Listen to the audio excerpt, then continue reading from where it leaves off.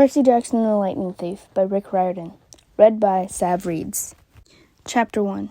I've accidentally vaporized my pre-algebra teacher.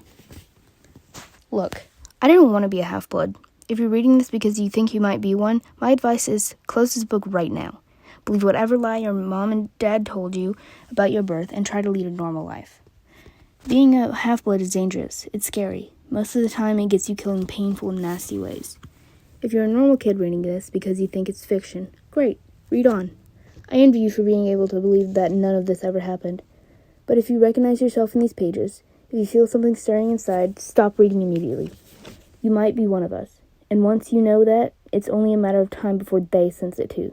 They'll come for you. Don't say I didn't warn you.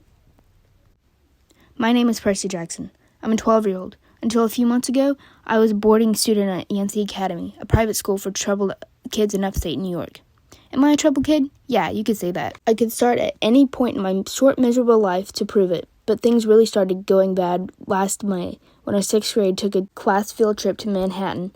28 mental case kids and 2 teachers on a yellow school bus heading to Metropolitan Museum of Art to look at ancient Greek and Roman stuff. I know, it sounds like torture. Most Yancey field trips were. But Mr. Bruner, our Latin teacher, was leading this trip, so I had hopes. Mr. Bruner was this middle-aged guy in a motorized wheelchair.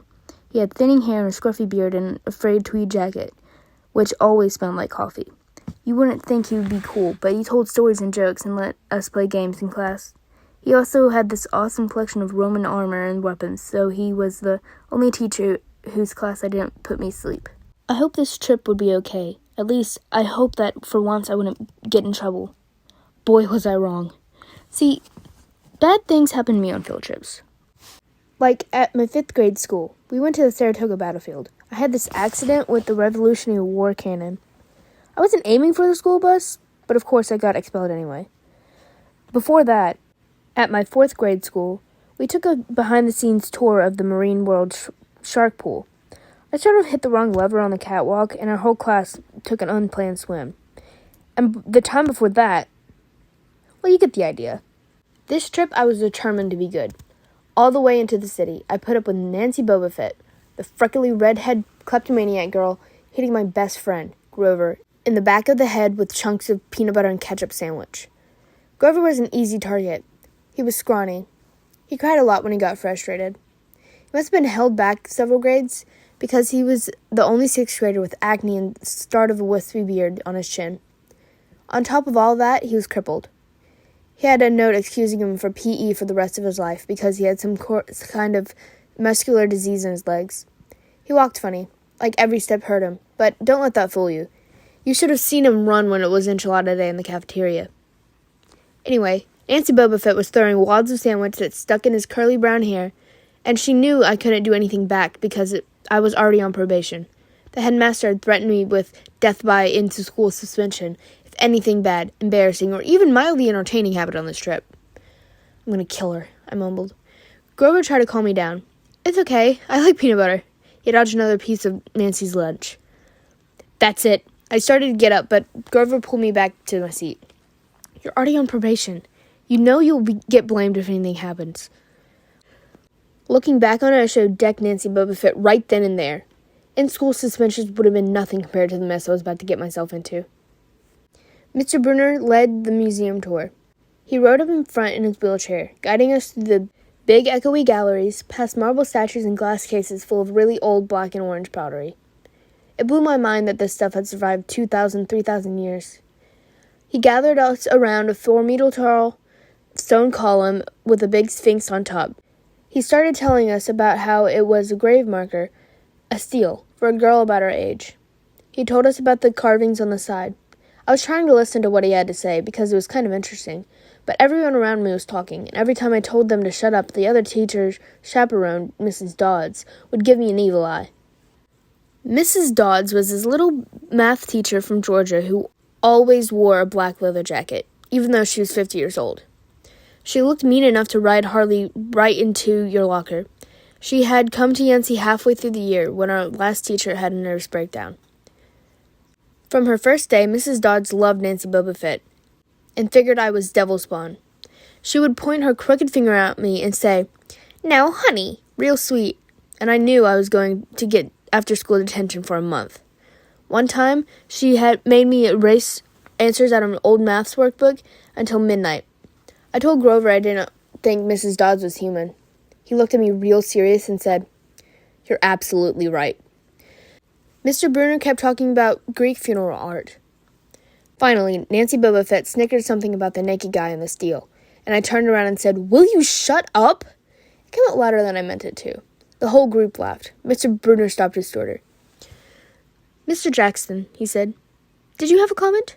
My face was totally red. I said, "No, sir." Mr. Bruner pointed to one of the pictures on the steel. "Perhaps you tell us what this picture represents." I looked at the carving and felt flushed with relief, because I actually recognized it. "That's Kronos eating his kids, right?" "Yes," Mr. Bruner said, obviously not satisfied. "And he did this because, well," I racked my brain trying to remember. "Kronos was a king god and..." "God?" Mr. Bruner asked. "Titan," I corrected myself. "And he didn't trust his kids who were the gods. So, Kronos ate them, right? But his wife hid baby Zeus and gave Kronos a rock to eat instead. And later, when Zeus grew up, he tricked his dad, Kronos, into barfing up his brothers and sisters and..." "Ew," one of the girls said behind me. "So there was this big fight between the gods and the Titans," I continued, "and the gods won." Some snickers from the group. Behind me, Nancy Boba Fett mumbled to a friend, "Like we're going to use this in real life. Like it's going to say on our job applications, 'Please explain why Kronos ate his kids.'" "And why, Mr. Jackson," Bruner said, "to paraphrase Boba Fett's excellent question, does it matter in real life?" "Busted," Grover muttered. "Shut up," Nancy hissed, her face even brighter than her hair. At least Nancy got in trouble, too. Mr. Bruner was the only one who ever caught her saying anything wrong. He had radar ears. I thought about his question and shrugged. "I don't know, sir." "I see." Mr. Bruner looked disappointed. "Well, half credit, Mr. Jackson. Zeus did indeed feed Kronos a mixture of mustard and wine, which made him disgorge his other 5 children, who, of course, being immortal gods, had been living and growing up completely undigested in the Titan's stomach. The gods defeated their father, sliced him into pieces with his own scythe, and scattered his remains in Tartarus, the darkest place of the underworld. On that happy note, it's time for lunch. Miss Dodds, would you lead us back to outside?"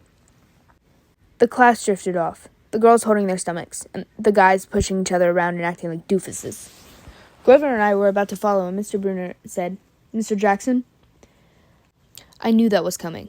I told Grover to keep going. Then I turned to Mr. Bruner. "Sir?" Mr. Bruner had this look that wouldn't let you go. Intense brown eyes that could have been 1,000 years old and seen everything. "You must learn the answer to my question," Mr. Bruner told me. "About the Titans? About real life, and how your studies apply to it." "Oh. What you learn from me," he said, "is vitally important. I expect you to treat it as such. I will only accept the best from you, Percy Jackson."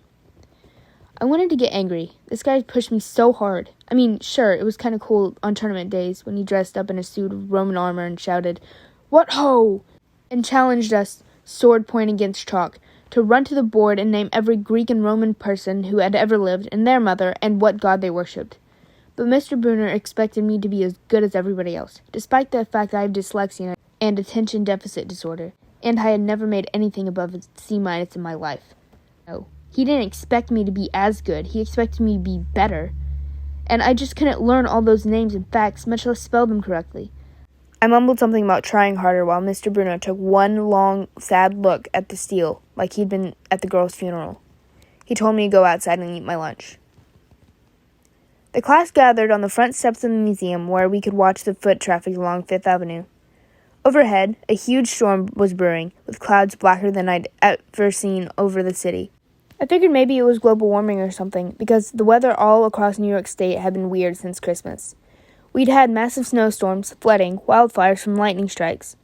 I wouldn't have been so surprised if there was a hurricane blowing in. Nobody else seemed to notice. Some guys were pelting pigeons with Lunchable crackers. Nancy Boba Fett was trying to pickpocket something from a lady's bag, and, of course, Mrs. Dodds wasn't seeing a thing. Grover and I sat on the edge of the fountain, away from others. We thought that maybe if we did that, everybody wouldn't know we were from that school, the school for loser freaks who couldn't make it anywhere else. Detention? Grover asked. Nah, not for Mr. Bruner. I just wish he'd lay off of me sometimes. I mean, I'm not a genius. Grover didn't say anything for a while. Then, when I thought he was going to give me some deep philosophical comment to make me feel better, he said, Can I have your apple? I didn't have much of an appetite, so I let him take it. I watched the stream of cabs going down Fifth Avenue and thought about my mom's apartment, only a little ways uptown from where we sat. I hadn't seen her since Christmas. I wanted so bad to jump in a taxi and head home. She'd hug me and be glad to see me, but she'd be disappointed too. She'd send me right back to Yancey. Remind me that I had to try harder, even if this was my 6th school in 6 years, and I was probably going to be kicked out again. I wouldn't be able to stand that sad look she gave me. Mr. Bruner parked his wheelchair at the base of the handicap ramp. He ate celery while he read a paperback novel. A red umbrella stuck from the back of his chair, making it look like a motorized cafe table. I was about to unwrap my sandwich when Nancy Boba Fett appeared in front of me with her ugly friends. I guess she'd gotten tired of stealing from tourists, and dumped her half-eaten lunch in Grover's lap. Oops, she grinned at me with her crooked teeth. Her freckles were orange, as if somebody had spray-painted her with liquid Cheetos. I tried to stay cool. The school counselor had told me a million times, count to 10, get your control of your temper. But I was so mad, my mind went blank. A wave roared in my ears. I don't remember touching her, but the next thing I knew, Nancy was sitting on her butt in the fountain, screaming, Percy pushed me! Mrs. Dodds materialized next to us. Some of the kids were whispering, Did you see? The water. Like it grabbed her. I didn't know what they were talking about. All I knew was that I was in trouble again. As soon as Mrs. Dodds was sure poor little Nancy was okay, promising to get her a new shirt at the museum gift shop, etc., etc., Mrs. Dodds turned on me. There was a triumphant fire in her eyes, as if I'd done something she'd been waiting for all semester. Now, honey... I know, I grumbled. A month of erasing textbooks. That wasn't the right thing to say. Come with me, Mrs. Dodds said. Wait, Grover yelped. It was me. I pushed her. I stared at him, stunned. I couldn't believe he was trying to cover for me. Mrs. Dodds scared Grover to death. She glared at him so hard his whiskery chin trembled. I don't think so, Mr. Underwood, she said. But you will stay here. Grover looked at me desperately. It's okay, man. Thanks for trying. Honey, Mr. Dodds barked at me. Now. Nancy Boba Fett smirked. I gave her my deluxe, I'll kill you later stare. I then turned to face Mrs. Dodds, but she wasn't there. She was standing at the museum entrance, way at the top of the steps, gesturing impatiently at me to come on. How'd she get there so fast? I have moments like that, a lot. My brain falls asleep or something, and the next thing I know I've missed something, as if a puzzle piece fell out of the universe and left me staring at a blank place behind it. The school counselor told me this was part of my ADHD. My brain misinterpreted things. I wasn't so sure. I went after Mrs. Dodds. Halfway up the steps, I glanced back at Grover. He was looking pale, cutting his eyes between me and Mr. Bruner, like he wanted Mr. Bruner to notice what was going on. But Mr. Bruner was absorbed in his novel. I looked back up. Mrs. Dodds had disappeared again. She was now inside the building, at the end of the entrance hall. Okay, I thought. She's going to make me buy a new shirt for Nancy Boba Fett at the gift shop. But apparently that wasn't the plan. I followed her deep into the museum. When I finally caught up to her, we were back in the Greek and Roman section. Except for us, the gallery was empty. Mrs. Dodds stood with her arms crossed in front of the big marble frieze of the Greek gods. She was making this weird noise in her throat, like growling. Even without the noise, I would have been nervous. It's weird to be alone with a teacher, especially Mrs. Dodds. Something about the way she looked at the frieze, like she wanted to pulverize it. You've been giving us problems, honey, she said. I did this safe thing. I said, Yes, ma'am. She tugged on the cuffs of her leather jacket. Did you really think you could get away with it? The look in her eyes was beyond mad. It was evil. She's a teacher, I thought nervously. It's not like she's going to hurt me. I said, I'll try harder, ma'am. Thunder shook the building. We're not fools, Percy Jackson, Mrs. Dodds said. It was only a matter of time before we found you out. Confess and you'll suffer less pain. I didn't know what she was talking about. All I could think of was that the teacher must have found the illegal stash of candy I've been selling out of my dorm room. Or maybe they'd realized I got my essay on Tom Sawyer from the internet without ever reading the book, and now they're going to take my grade away. Or worse, they were going to make me read the whole book. "Well?" she demanded. "Ma'am, I don't—" "Your time is up," she hissed. Then the weirdest thing happened. Her eyes began to glow like barbecue coals. Her fingers stretched, turned into talons. Her jacket melted into large, leathery wings.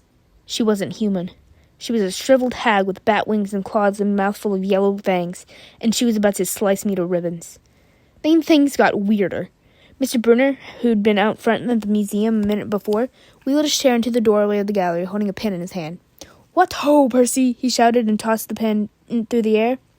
Mrs. Dodds lunged at me. With a yelp, I dodged and felt the talon slash the air next to my ear. I snatched up the ballpoint pen out of the air, but when it hit my hand, it wasn't a pen anymore. It was a sword.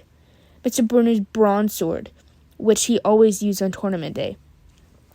Mrs. Dodds spun towards me with a murderous look in her eyes. My knees were jelly. My hands were shaking so bad I almost dropped the sword.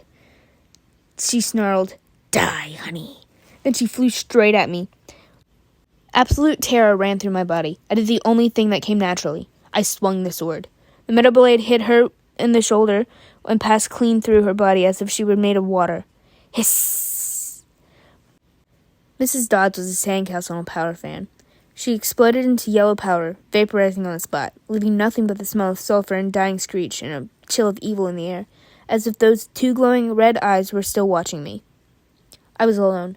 There was a ballpoint pen in my hand. Mr. Brunner wasn't there. Nobody was there but me. My hands were still trembling. My lunch must have been contaminated with magic mushrooms or something. Had I imagined the whole thing? I went back outside. It started to rain. Grover was sitting by the fountain, a museum map tinted over his head. Nancy Bubblefett was still standing there, soaked from her swim in the fountain, grumbling to her ugly friends. When she saw me, she said, "I hope Mrs. Kerr whipped your butt." I said, "Who?" "Our teacher. Duh." I blinked. We had no teacher named Mrs. Kerr. I asked Nancy Bobfett what she was talking about. She just rolled her eyes and turned away. I asked Grover where Mrs. Dodds was. He said, "Who?" But he paused first, and he wouldn't look at me, so I thought he was messing with me. "Not funny, man," I told him. "This is serious." Thunder boomed overhead. I saw Mr. Brunner sitting under his red umbrella reading his book as if he never moved. I went over to him. He looked up, a little distracted. "Ah, that would be my pen. Please bring your own writing utensils in the future, Mrs. Jackson." I handed it over. I didn't realize I was still holding it. "Sir?" I asked. "Where's Mrs. Dodds?" He stared at me blankly. "Who?" "The other chaperone, Mrs. Dodds, a pre-algebra teacher." He frowned at me and sat forward, looking mildly concerned. "Percy, there is no Mr. Dodds on this field trip. As far as I know, there has never been a Mrs. Dodds at Yancey Academy. Are you feeling all right?" So that's the end of chapter 1. Major fight scene at the beginning of the book. Now they're gaslighting him? I wonder why they're doing that. That's weird. Anyway, that was chapter 1. I'll post chapter 2 next week. Bye for now.